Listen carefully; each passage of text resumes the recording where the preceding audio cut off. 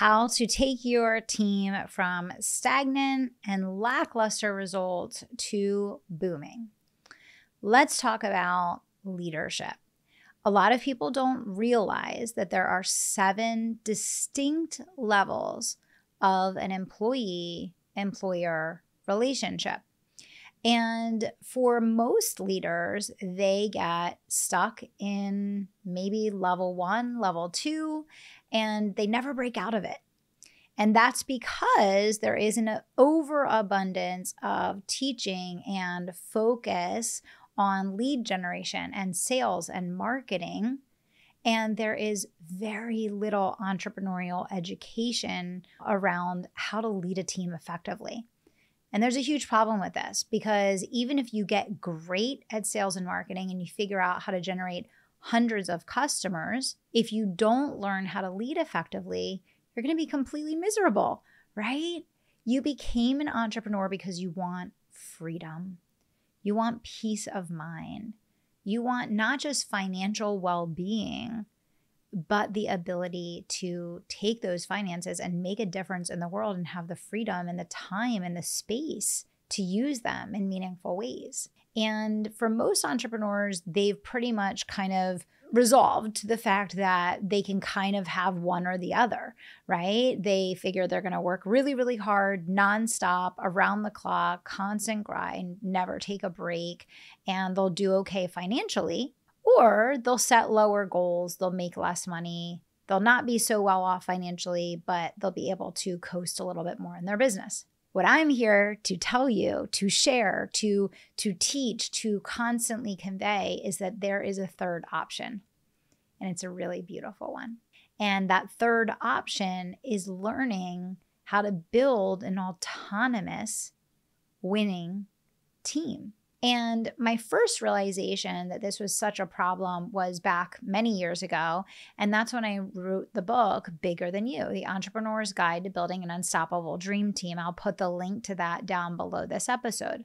I wrote that book because I was absolutely floored at the lack of education and information that was being made available to entrepreneurs to really show them how they could build a winning team. But now, many years later, I've realized that I really need to take it a step further because it's not that entrepreneurs don't even know how to build a team. Yes, that's a big problem. But once they get the team is costing them money. It's draining their energy. It's frustrating the heck out of them.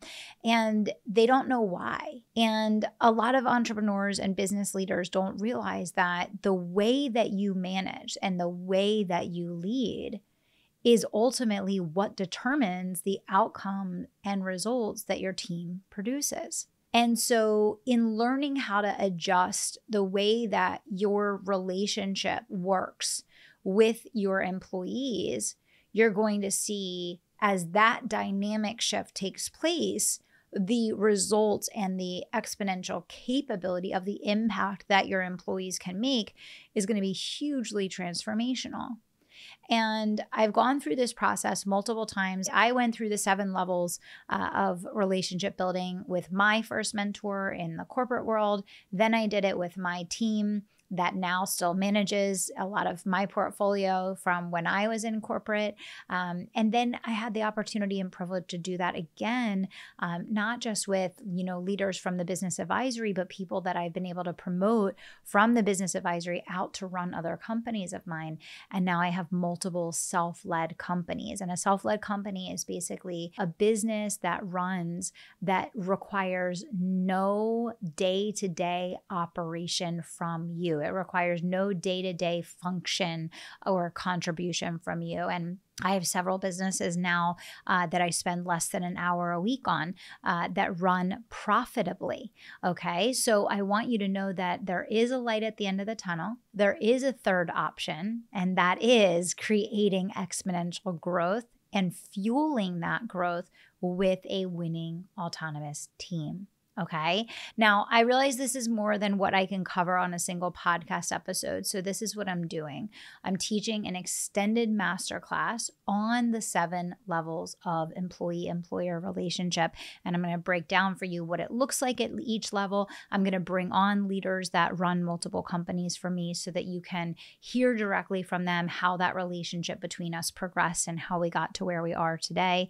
I'm going to bring on people that we've helped to install these types of systems in their business. So I want to make sure that you can join us. You can scroll down below this episode and click the link so that you can get registered for the masterclass. If building an autonomous and profitable team is at the top of your list and you realize that you're probably not going to get to the income goals that you want to achieve if you can't get your team more profitable, then I want to make sure that you attend this masterclass. Okay. So here are some other things that I want you to know about going through these 7 levels. And we'll dig into each of the levels on the masterclass. But here's what it's important for you to know. Number one of the reasons why people get so burnt out and frustrated with team is that they carry all the mental load. Meaning they're paying all these people that are supposed to be making their life easier, that are supposed to be creating breakthroughs in the business, that are supposed to be bringing in more money. And what happens is they end up having more headaches, more work, more expenses. Yes, the business might be bigger, but the income is slimmer. And so it really defeats the purpose. Right? And when you go through the levels of leadership and the relationship between you and your employees, at the beginning, at the very bottom of the pyramid is the first level, which is management. And honestly, most people that I have interacted with and observed in the entrepreneurial space, they stay at level 1. And they don't realize that the only thing that's preventing them from moving to level 2 is a decision. It's a decision, and it's a way of leading. It's a way of spending your time and energy as you interact with your team. And the same thing goes for level 3, 4, 5, 6, 7. Now, each of these levels takes skill. They take a mindset adjustment. They take a behavior adjustment. You have to learn a new way of being. You have to learn a new way of interacting. But here's the really cool part. When you're in level 1 and you're in the sphere of management, you carry 100% of the mental load because you have people that are doing tasks for you. You have people that have a job in the business, or maybe they have a career in your company. But at the end of the day, you carry the vision. You carry the strategy. You carry the ownership. The buck stops with you with absolutely everything. And they're not thinking about solving critical problems in the business. And they're not thinking about identifying solutions. They're thinking about completing tasks. They're thinking about getting their quote unquote work done, right? And until you change the way that you lead them, they're not going to move out of that space. Even someone who is capable of that is going to respond to the way that you lead them. And that's what people don't understand. They think that, oh, well, if the person was capable of doing more, solving problems, being different, so on and so forth, that they would behave differently, right? You know, that is true to a degree, but you have to recognize that your staff is going to mold to you. They're going to react and respond to the way that you're interacting with them and the way that they think you want them to interact with them. And so a lot of times I see leaders that are still so obsessed and so hands-on in all the details and minutia of everything that's going on. And they kind of panic when people make mistakes or when you know, things slip through the cracks. And then what happens is the team kind of plays smaller, you know, because they don't want to make mistakes because they don't want to upset you, but then they don't solve problems and then they're not creative. And there's all these byproducts of that. Now, all the way at the other side in level 7, which is where I want to help you get to, is where you become an outside observer in your own business. And this is truly unbelievable. It is a magical, magical thing. And it's been so exciting to get to experience this. I experienced this in corporate as I was making my exit and when I was moving into basically consulting before I became a full-time entrepreneur.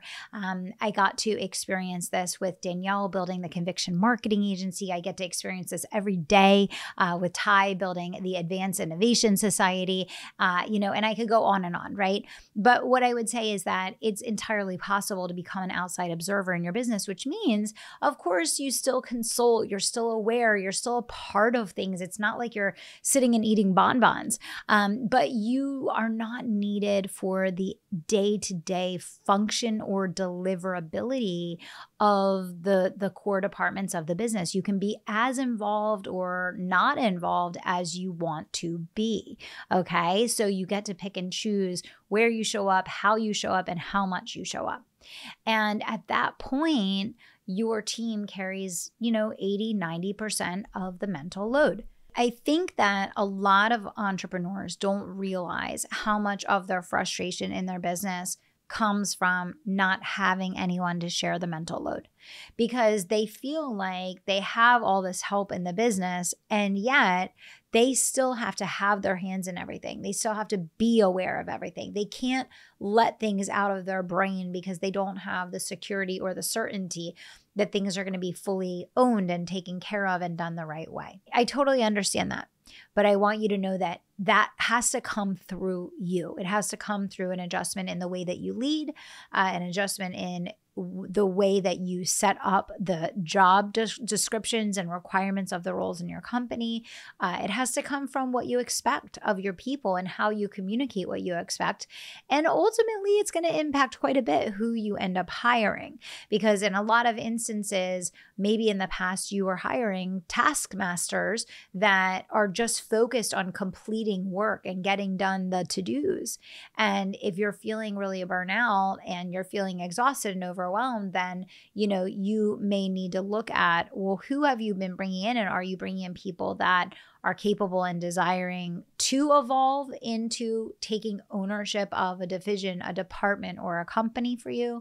Or are you bringing in people that ultimately are great completing the work, but they're not going to be problem solvers. They're not going to be autonomous leaders, okay? So I am super excited to dig into this topic with you, because I think it's one of the things that can bring the most relief, the most joy. And for a lot of you, I know that it's been a tough start to 2024. I know it's going to be a crazy second half. And I think that really understanding how to adjust the way that you lead so that the roles in your company are set up for success to produce profitable contributions, that you have people that are taking ownership, that are taking responsibility, that have the capability to show up in the way and at the level that is necessary to navigate this climate. You deserve that.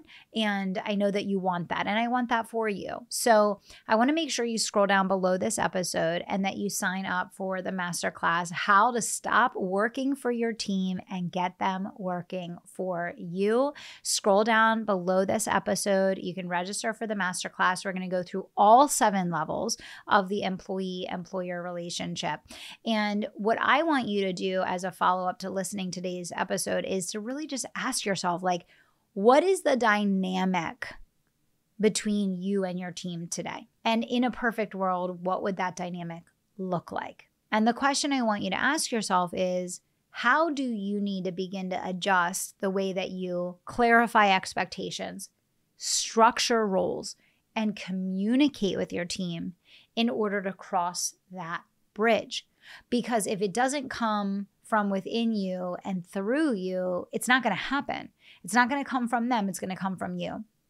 But I can tell you that improving the effectiveness of your leadership is one of the most worthwhile things that you can possibly do to impact your profitability and your growth of your business in the coming months. And leadership is timeless. It's not like a new marketing strategy. It's not like a trend that you learn online.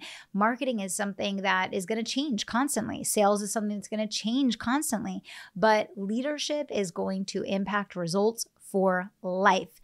The other thing is there's one person in the world that you can impact and change, and that is you. And so I want you to think about the fact that you have ultimate control, you have ultimate free will, you have the ability to make the decision to step into your next level of leadership starting now. And that's a much faster ship to turn than trying to control other people.